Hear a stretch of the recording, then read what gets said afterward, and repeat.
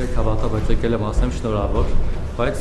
Պուտինի անունից իր փոխարեն, որովհետև բոլոր երկրների ղեկավարները շնորհավորեցին, Պուտինը չշնորհավորեց։ Սա ինչով է բացատրում, արդյոք հայ-ռուսական այս նախընտրական շրջանում առաջացած լարվածությունն է առիթը եւ արդյոք սպասում եք Վլադիմիր Պուտինի շնորհավորանքին եւ այս կոնտեքստում շատերի կարծիքով չնայած լարվածությանը, բայց Ռուսաստանը եւ անձամբ Պուտինը շատ մեծ լավություն արեց ձեզ, այսպես հակառուսական տրամադրություններ գեներացնելով, որպեսզի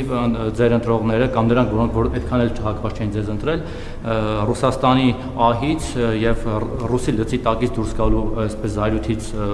բորբոքված գնան եւ ձեզ ձայն տան, որ դուրս գան ռուսական լծից, արդյոք մենք ռուսական լծի տակ ենք եւ հիմա դուրս գալու ենք թե ոչ,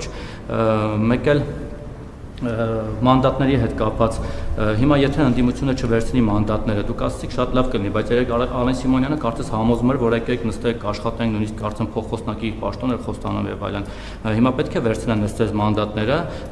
ձեր գնահատմամբ կաշառքով ձեռք բերած մանդատները թե չպետք է վերցնեն եւ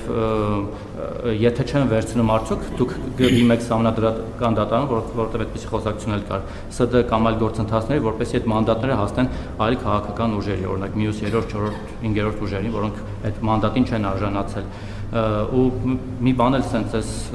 լարված էս ձեր բաների հետ կապած թվում էր թե այս լարված շրջանը որ անցնի դուք պետք է հանրային համերաշխության գնաք բայց էլ ավելի